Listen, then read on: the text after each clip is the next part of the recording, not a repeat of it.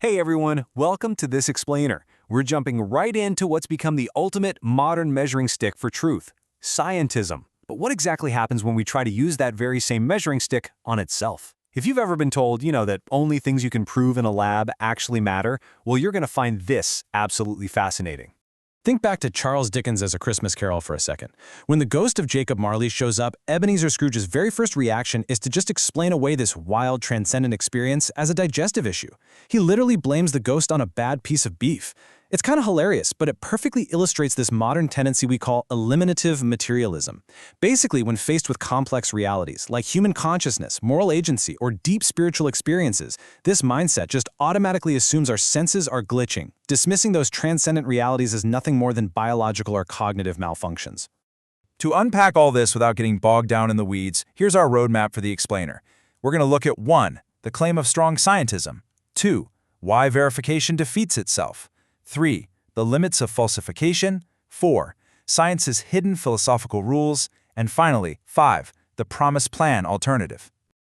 All right, let's start right at the top with Section 1, the claim of strong scientism. Unless you can scientifically verify or falsify your belief, it is meaningless. You probably heard some version of this slogan before, right? It traces back to early 20th century logical positivism, which was pushed really hard by the Vienna Circle and philosophers like Ayer. Their whole argument was that unless a statement is a strict mathematical definition, or something you can physically confirm with your senses, it's literally meaningless. And under that incredibly strict rule, non-empirical disciplines, things like ethics, philosophy, theology, they're all just dismissed as subjective cognitive noise. Just emotional outbursts, basically. Now, it is absolutely crucial that we define our terms right here. We are not, and I repeat, not bashing the brilliant scientific method itself. Science is the disciplined investigation of the natural world, and it's amazing. What we are isolating here is strong scientism. Scientism is not science. It's actually an unprovable philosophical dogma about the scope of science. It's this massive metaphysical claim that science is the sole exclusive arbiter of truth. Which brings us to Section 2, why verification defeats itself. This is where things get really interesting. Because demanding empirical signs to establish moral obligations, or the validity of logic, or the reality of God, is a fundamental category error. It's exactly like walking out onto a beach, searching for wooden treasure chests with a metal detector, and then assuming the silence of your detector means there's no treasure there. The silence doesn't mean the wood doesn't exist, right? It only reveals the limitations of the tool. When we do this, we're completely confusing the tool of physical observation with the entirety of reality itself. And here is the absolute mic drop moment of this whole debate. Ask yourself this: is the statement, only empirically verifiable statements are meaningful, itself empirically verifiable? No, it's not. You can't put the concept of meaningfulness into a test tube and weigh it. So by its very own standard, the core rule of scientism is completely meaningless. It's logically self-defeating, a massive structural contradiction. In fact, years later in a 1978 interview, even A.J. Ayer himself admitted that logical positivism was, quote, nearly all false. Moving right along to Section 3, the limits of falsification. So, because verificationism totally collapsed under its own weight, advocates pivoted over to Karl Popper's idea of falsification.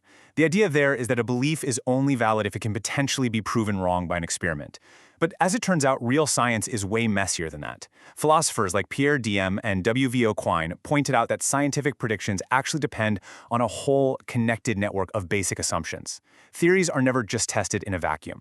When an experiment gives weird or unexpected results, scientists don't just instantly throw their core theories out the window. Instead, they tweak the underlying assumptions. They create this protective belt of auxiliary hypotheses. Basically, real, boots-on-the-ground science just doesn't work by absolute falsification. Plus, philosopher David Stove highlighted a huge flaw here. Absolutized falsificationism basically rejects inductive reasoning entirely. Think about it. If the success of past observations doesn't give you any positive probability about what's going to happen in the future, then logically, it would be just as rational to leap off a skyscraper expecting to float as it would be to expect to fall. Obviously, that is completely absurd.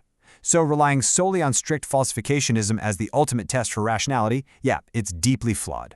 So let's look under the hood a bit in Section 4, Science's hidden philosophical rules. Here's the secret. Science is not some independent, self-sustaining system. It actually relies heavily on faith in 4 non-empirical philosophical prerequisites. Ready? 1. That nature is uniform in space and time. 2. That our human cognitive abilities accurately correspond to the physical world. 3. That mathematical and logical laws have objective validity. And 4. That scientists actually have objective moral duties, like, the moral obligation to actually report their data honestly. Now, catch this. Not a single one of those 4 things can be physically observed or proven in a lab. Yet every single one of them is absolutely 100% required for any scientific experiment to even get off the ground. Let's wrap up with Section 5, the promise plan alternative. So having just watched Strong Scientism literally break its own rules, we can look at how our source material examines truth and history a bit more responsibly. To establish a solid historical epistemology, the text dives into Walter C. Kaiser Jr.'s framework of canonical biblical theology. Rather than just slapping some external philosophical system onto the text, this framework traces what Kaiser calls an organic promise plan. It's something that grows beautifully, like a massive oak tree from a tiny acorn. It starts with the seed of the woman in Genesis 3, moves right through the Abrahamic promises of land and blessing, into the Davidic covenant of an everlasting kingdom, and reaches its final realization in the Messiah. And crucially, the source argues this all unfolds progressively through concrete space-time history. Now, the text makes a really great point here. To truly grasp this framework, we have to step back into the ancient Hebraic cognitive environment. In their worldview, the cosmos isn't just some cold, impersonal machine. Instead, spiritual realities and physical history are actively interacting and dynamically coexisting. The source material argues that recovering this ancient perspective stops us from imposing our modern, post-Enlightenment, purely physicalist assumptions onto the text. It lets us actually see how historical and spiritual realities are meant to be deeply woven together. And the major takeaway from the source is that this framework doesn't hide from history, it actively invites historical testing. The text illustrates this beautifully by looking at the Apostle Paul, who basically anchored the entire Christian faith to a totally falsifiable empirical event in real space and time, the bodily resurrection. The argument here is simple but powerful. Between AD 30 and 33, Jewish or Roman authorities could have easily crushed this entire movement right at the start simply by producing a body. But they didn't. Instead, by the AD 50s, Paul is writing 1 Corinthians 15 and casually pointing to over 500 living eyewitnesses. According to the source, these claims aren't just myths, they are deeply rooted in testable history. So what does this all mean for us? We arrive at our final thought.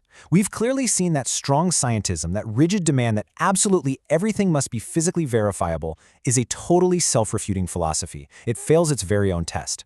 And that leaves us with a pretty profound realization. If we rely solely on a broken ruler, we are seriously limiting our view of the entire world. So I'll leave you with this. What profound historical, moral, and spiritual realities might we be completely ignoring simply because we chose a tool that was never designed to detect them?